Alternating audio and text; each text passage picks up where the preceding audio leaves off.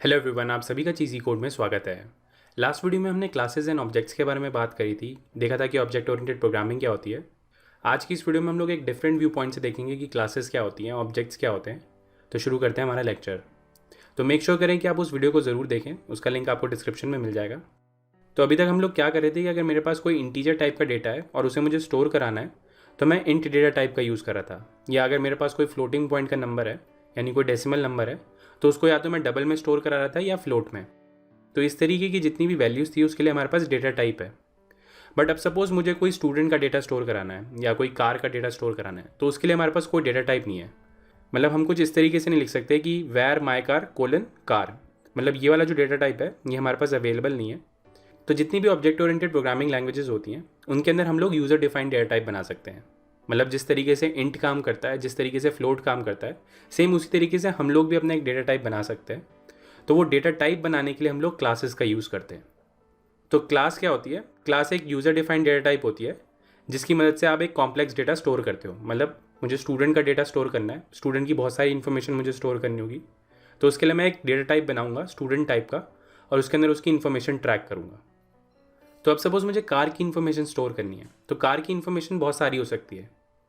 जैसे कि उसका व्हीकल नंबर हो गया, उसकी चेसिस पे क्या नंबर है, उसका लाइसेंस नंबर क्या है, कौन सी कंपनी की है, बहुत सारी इन्फॉर्मेशन हो सकती है जो हम स्टोर कर सकते हैं।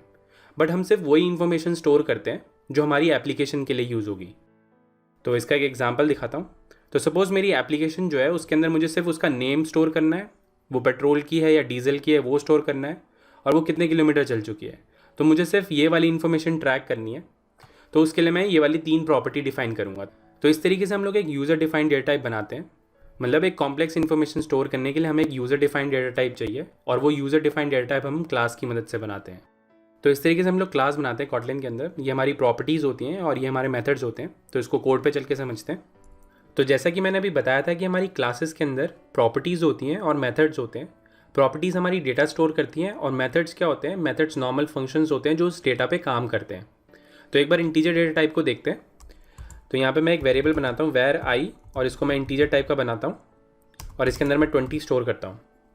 तो यहाँ पे मैं प्रिंट एल लिखता हूँ और यहाँ पे मैं लिखूँगा आई डॉट।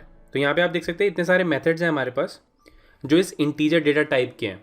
तो यहाँ पे मैं कुछ मेथड्स कॉल करता हूँ। तो यहाँ पे मैं लिखूँगा प्लस, और यहाँ पे मैं 30 पास करूँगा। उसके बाद एक और मेथड कॉल करके देखते हैं, आई डॉट टू फ्लोट। तो इसको मैं रन करता हूँ। तो यहाँ पे आप इसका आउटपुट देख सकते हैं 50 और 20 आया है। तो अगर आप यहाँ पे ध्यान से नोटिस करेंगे तो ये जो हमारा प्लस वाला मेथड है वो इसी डेटा पे परफॉर्म होता है। मतलब जो हमारे मेथड्स होते हैं वो हमारी प्रॉपर्टीज़ के बेसिस पर ही बिहेव करते हैं। मतलब ये जो हमारा इंटीजर डेटा टाइप है उसके अंदर जो हमारी प्रॉपर्टी है उसके अंदर 20 पड़ा है।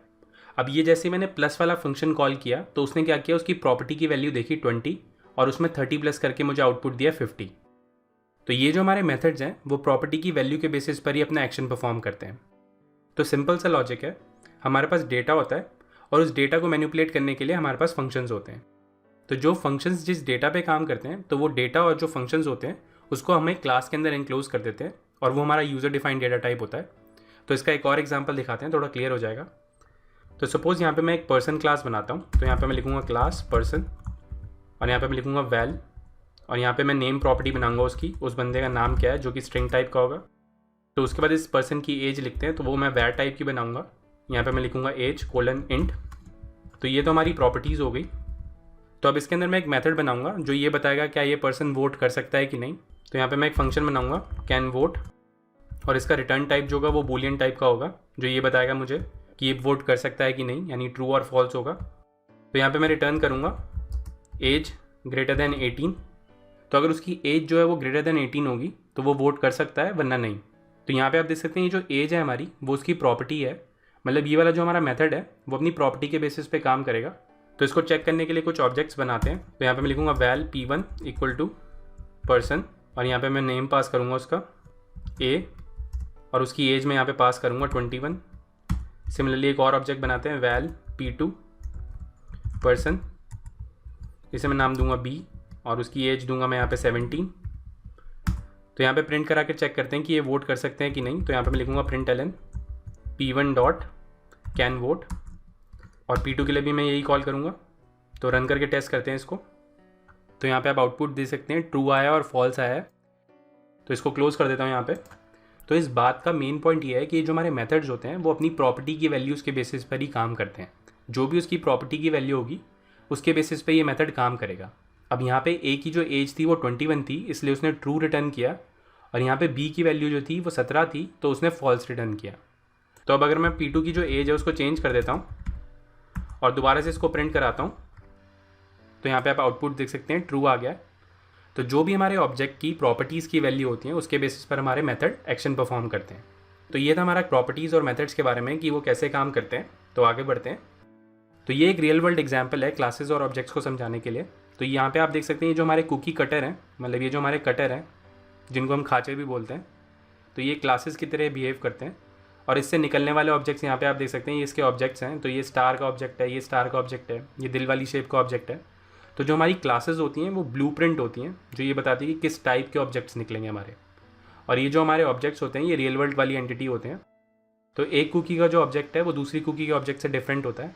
तो ये था क्लासेस और ऑब्जेक्ट्स के बारे में। तो अब बात करते हैं कि बिहाइंड द सीन्स क्या होता है जब भी मैं एक इस तरीके का ऑब्जेक्ट बनाता हूँ। पीछे मेमोरी में क्या होता है जब हम ऑब्जेक्ट्स बनाते हैं। तो कॉटलिन के अंदर हम इस तरीके से ऑब्जेक्ट्स बनाते हैं। तो सबसे पहले ये वाला पोर्शन एग्जीक्यूट होता है हमारा, और ये हमारी मेमोरी है। तो क्या होगा कि इस ऑब्जेक्ट के लिए जितनी भी हमें मेमोरी चाहिए तो वो एलोकेट हो जाएगी। तो यहाँ पे सपोज़ ये वाली मेमोरी हमें एलोकेट हुई है, तो उसके बाद ये जो मस्टैंग वाला वेरिएबल है वो हमारा इसको पॉइंट करने लगता है। तो इस तरीके से बिहाइंड द सीन्स चलता है। तो अगर कार क्लास के मैं 2 ऑब्जेक्ट बनाता हूँ तो देखते हैं क्या होगा। मस्टैंग के लिए हमारा ये वाला पोर्शन एलोकेट हुआ है और बीटल के लिए हमारा ये वाला पोर्शन एलोकेट हुआ है।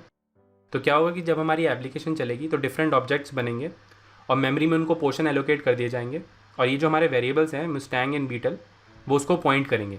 तो इस तरीके से इसका मेमोरी रिप्रेजेंटेशन होता है। नेक्स्ट वीडियो में हम कंस्ट्रक्टर्स के बारे में बात करेंगे, देखेंगे कि कॉटलिन में कंस्ट्रक्टर्स क्या होते हैं।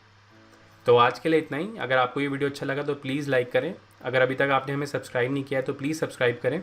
Thank you for watching. आपका दिन शुभ हो। धन्यवाद।